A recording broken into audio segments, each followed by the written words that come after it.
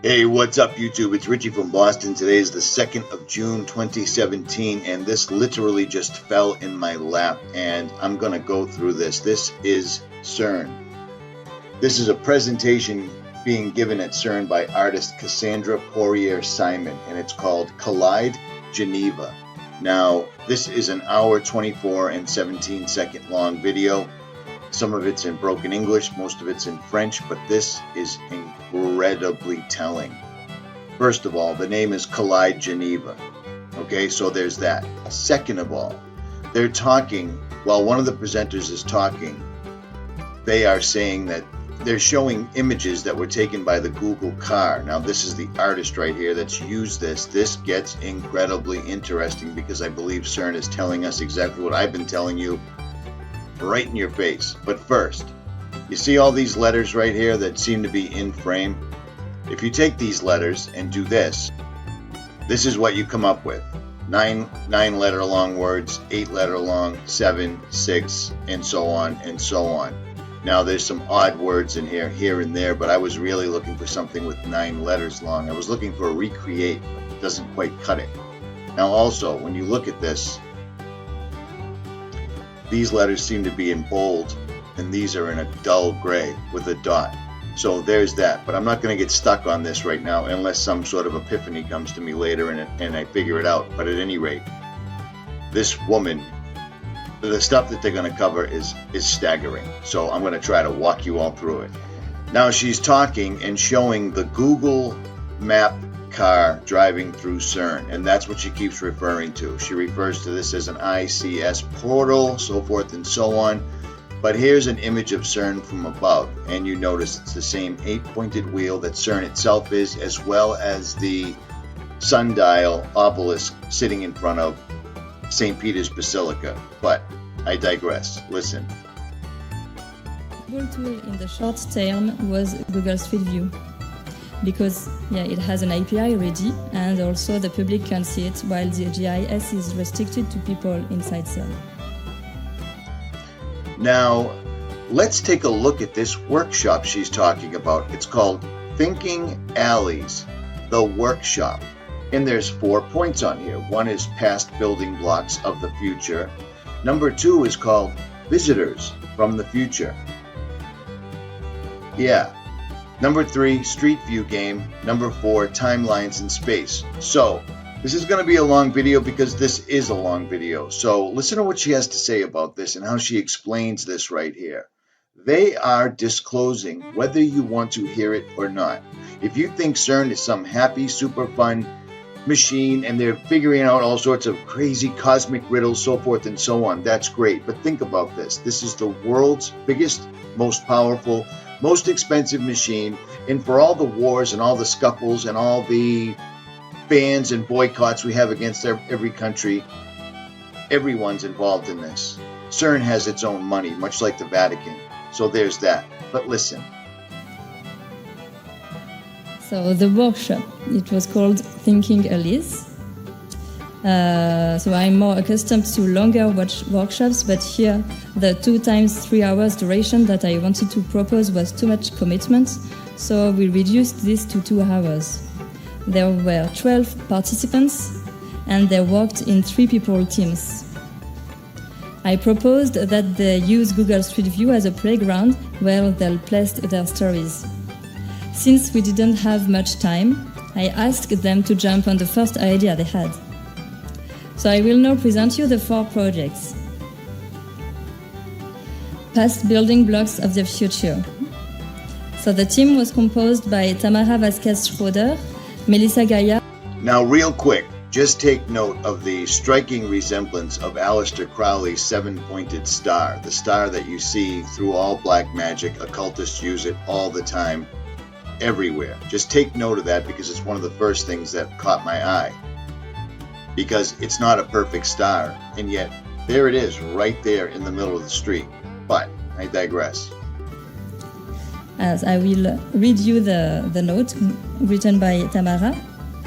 So, the physics that can be done nowadays at CERN is only conceivable thanks to the Just a little side note, every time I try to make a video, I said this again yesterday, it seems that people that I don't communicate with, people that I don't even respond to, are constantly sending me Skype messages, and it's very annoying. So please don't. It's like knocking on my door while I'm having a meeting. Happens all the time. But again, I digress. That previous scientists have made in the understanding of nature. So what she's saying real quick, at the CERN facility, they have a bunch of streets named after Einstein, named after Wolfgang, named after physicists, so forth and so on that came before them. But she is going to get to the visitors from the future, and they're talking about it because you know what? That's exactly what it is they're doing. CERN they didn't build the world's biggest, strongest, most powerful machine on the face of the planet with every country involved to simply recreate the moments after the Big Bang, because the Big Bang is a theory. It isn't proven. It's not real. And it doesn't even make any sense. One day there was nothing, and then nothing exploded and created everything. Think about that. Say that to a child who hasn't yet been indoctrinated in kindergarten, preschool, first grade, whatever, and see what their answer is. And chances are, you're going to figure out what the answer is. At any rate, again, I digress. CERN celebrates the work from our predecessors, naming various streets inside of CERN after scientists that have left their impact in the history of particle physics. So, for example, here we are in the street named Polly, so it's here. With this project based on Google Maps, the virtual visitor is greeted from entrance B to restaurant 1, meeting the outstanding personalities from the past that are remembered by the street names, from different times and different places. So they're giving accolades, they're giving respect to people that came from the past, and that's fine. Everybody does that. If you build something, you always think of your predecessor or the person that inspired you. That's totally normal. But in a moment, they're going to take a real turn down Wacky Street, and they're basically going to explain to you what it exactly is they are doing, and they are breaking into other dimensions on a small scale. And what I've been warning you about since I started this channel is they're going to break into other dimensions on a large scale. And better yet, they're going to break into other dimensions. They're going to tear a hole in the veil between humanity and spirituality. They're going to use the D-Wave quantum computers that they have daisy-chained all over the planet Earth, or the plane Earth, because at this point that doesn't matter. And they're going to use the D-Wave to maintain. Think about it. It's like a high-speed highway that they're going to open up, and D-Wave's basically going to be the street lights. And they're going to, not only are they going to let other dimensional beings into our reality, they're going to give them physical light. That's what the transhumanist agenda is. That's what all the robots is. That's what all the AI is. That's what all of this is about. But again, I digress. All related to particle physics as in a multi-dimensional puzzle. So hi there, I'm Wolfgang Polly. I postulated the existence of the neutrino. Neutrino goes through the Atlas detector without being seen. It goes through the Atlas detector without being seen. You just got to take that on faith. Believe us, it really does. We can't see it, and neither can the detector, but it's there because, well, this handsome young lady just said so. So there's that. So hi there, I'm Wolfgang Polly. I postulated the existence of the neutrino. Neutrino goes through the Atlas detector without being seen. So there is several personalities like this. Oops, where did I go? And etc., etc. So another project. This project has been done by Jeremy Nietzela, Natalia Karina Juska, Steven Goldfarb, and Maria Dimou. Their idea was to create a visit of the CERN in 2017 by visitors from the future. Did you catch that? Visitors from the future. So they wrote a dialogue between us, the physicists from the future, and them, CERN worker from 2017.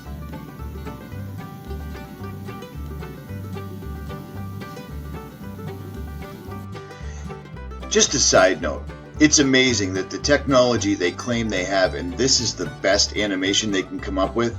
Seriously, my dog can do better, but I digress. So for example, welcome to CERN. Are you here for a visit? Well, we've been here already. What year are we in? 2017. What kind of question is this? Is CERN a particle physics lab still? Yes, what did you expect? Well, we finished with particle physics around 2165. So, just this person speaking at CERN in front of all the CERN physicists, this tells you exactly what it really is that they are doing. They've said it enough times. I mean, I just can't possibly expand on this enough. They've explained what it is they are doing. They're using D-Wave to communicate with fallen angels that were here once before, that built the original Tower of Babel, that God came down and scattered everyone, because apparently people were overstepping their humanly bounds and building a tower or stairway to heaven.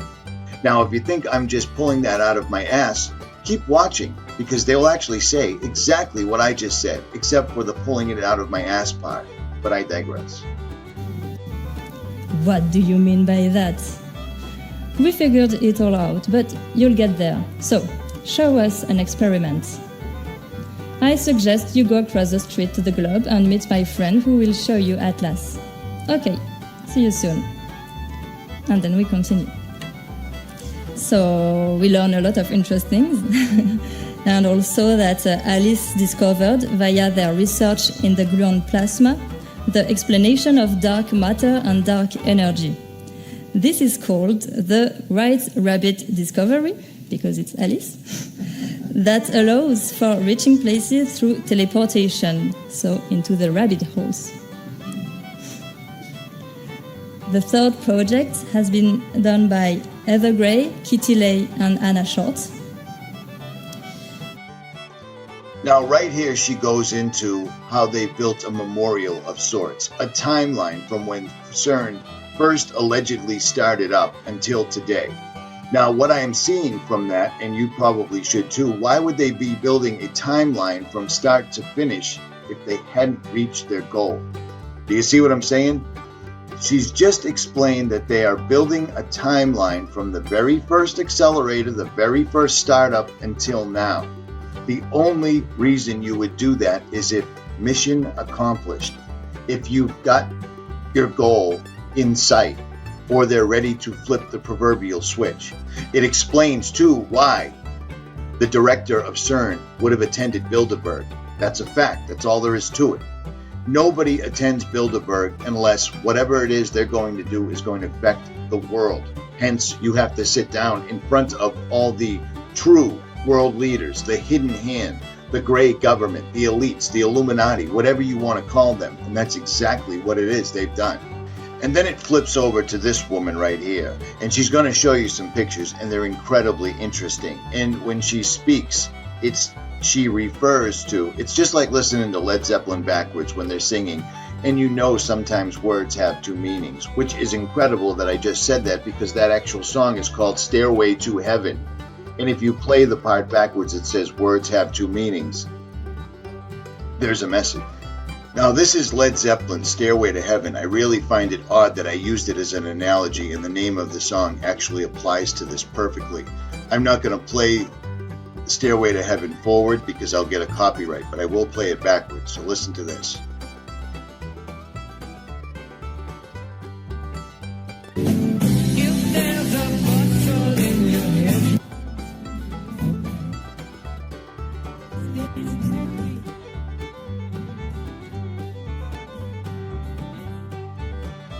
You're going to have to read it because I can't play it, because you know what'll happen. Now here we go, backwards.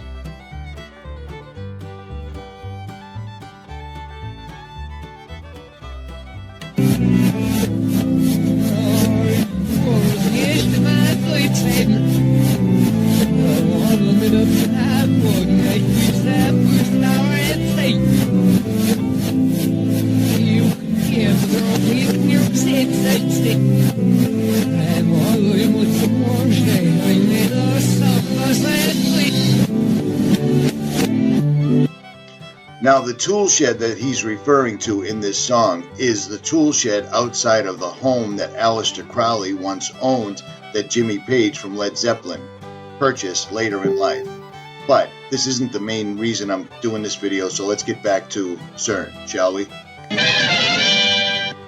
Now, this woman's going to go on and on. She's going to explain everything. 22 member states, 80 participating countries, blah, blah, blah. She's very excited. She goes through the slideshow. On and on and on it goes.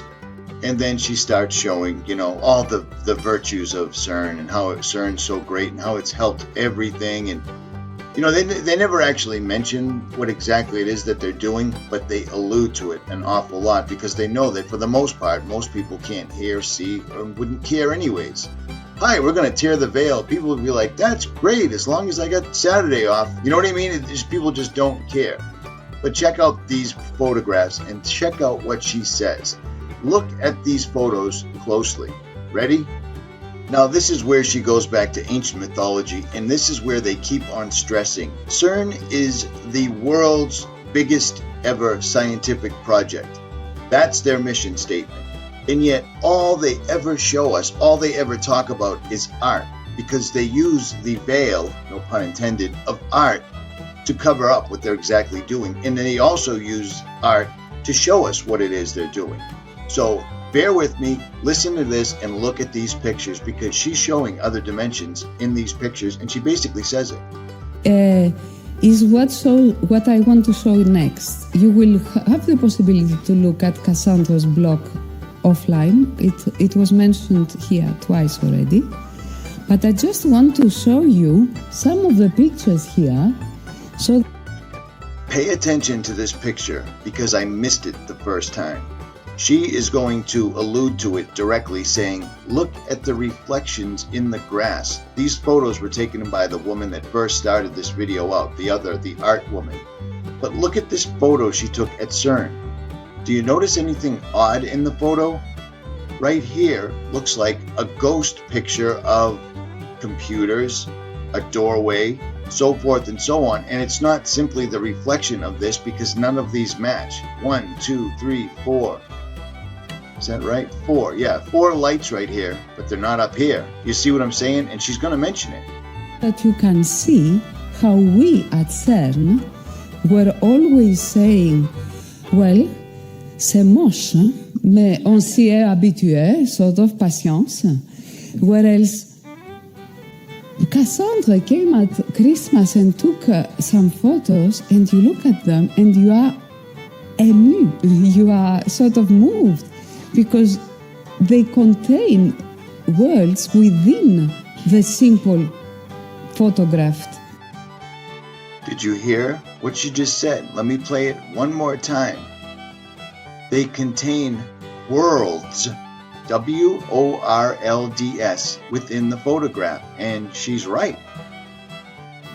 Photographed item. You can see things that are there from reflection in the grass. You can see a ladder that goes to heaven, and it's... Did you hear that? That's alluding to the Tower of Babel. That is basically verifying everything we've been talking about for years now. This is what we've been comparing CERN to for several years now. The Tower of Babel, or the proverbial stairway to heaven. There's no mistaking, there's no confusing. She is straight up telling you what it is. Why else in the wide world would she call that? It's a stairway, but to her, it's a stairway to heaven. There's other worlds in these pictures, according to her. And then you can see clearly on Christmas Day, on their most celebrated pagan holiday, that people are stupid enough to put a tree in their house, deck it with silver and gold, and then bow down to it numerous times, picking up gifts. Sort of moved, because they contain worlds within the simple photograph. They contain worlds within the simple photograph, because they contain worlds within the simple photographed item. You can see things that are there from reflection in the grass. You can see a ladder that goes to heaven and Reflections in the grass. Seriously, because my grass is always reflecting all sorts of things. It's like having a great big mirror in my backyard. Do you understand the gravity of this? Not the gravity that Isaac Newton talked about, the apple falling down. I'm talking about electromagnetics. Do you really understand what this woman's saying? Straight up, right out in the open. They're done. They're ready. it's sort of like, for me, it was like a picture that shows the devotion of most people who work there. Of course, it's like every other workplace in the earth. So, according to her, this picture shows the devotion of all the people working at CERN. It's a stairway to heaven. She just said it. That's as close to disclosure as you're ever going to get. And you did hear it here on this channel first, I would suspect. There are all kinds of people, but there is such a majority of devotion to the projects that it's sort of sublimination de l'environnement. So you can see several of them where you like every other workplace in the earth. There are all kinds of people, but there is such a majority of devotion to the projects that it's sort of sublimination de l'environnement. So you can see several of them where you Notice how they're showcasing an incredibly chemtrailed sky, because the chemtrails tie in with it. They need this highly conductive medium in the sky in order to do what it is they're going to do. And that's exactly why she's showing this. Why in the world would you take a picture where you can't even see the buildings with two bridges between it? So this is one world, this is another world, that's the bridge between it, and that's the medium to get them there. Just my opinion. have the impression that it's like the end of the world as we know it, and there is one item left there. Oh my. I'm doing this live. I'm doing this as I'm listening to it. Did you hear what she just said? That it's sort of sublimination de la item left there, it's almost hanging in the air. The end of the world, the end of the world as we know it, and there is one item left there, it's almost hanging in the air. You have this petite crèche de Noël in the middle of the Geneva winter. You have the top of the hill and you don't know what is beyond, and you can imagine several things. This one reminded me a lot of Peter Doyle, an artist that was exposed in the Beyeler in Basel last year. So I work at CERN so many years, I never noticed all these things are so beautiful. And this is the last one, which was also when the lab was closed and 2016 was ending, and it was written by somebody, or it was you? No. Somebody. We don't know. On the window, I think you can see how an artist can bring out beauty of the things we see and we just don't know. And yet, when I look at this looks like a nuclear winter. This looks like the end. Do you see what I'm saying? 2016 was the last regular year. 2017, they are indeed going to tear it. I'm positive of it. It makes perfect sense. Why else would CERN's director have to go to Bilderberg in order to prepare them, explain to them what they're going to do? Because this is going to be a worldwide, instantaneous event. And I no longer think that, I know it. And this woman, these women, this whole entire thing, I just found this live stream that just popped up a couple of hours ago. There's barely any views to it. There's 37 views. I just found this and it all makes sense, and I've already alluded to Stairway to Heaven, and oddly enough, so did she. There are no coincidences. Richie from Boston, I'll leave the links in the description. This is insane. Full armor of God should be your only waking thought, because it's all that's going to save you. Richie from Boston, I'm out.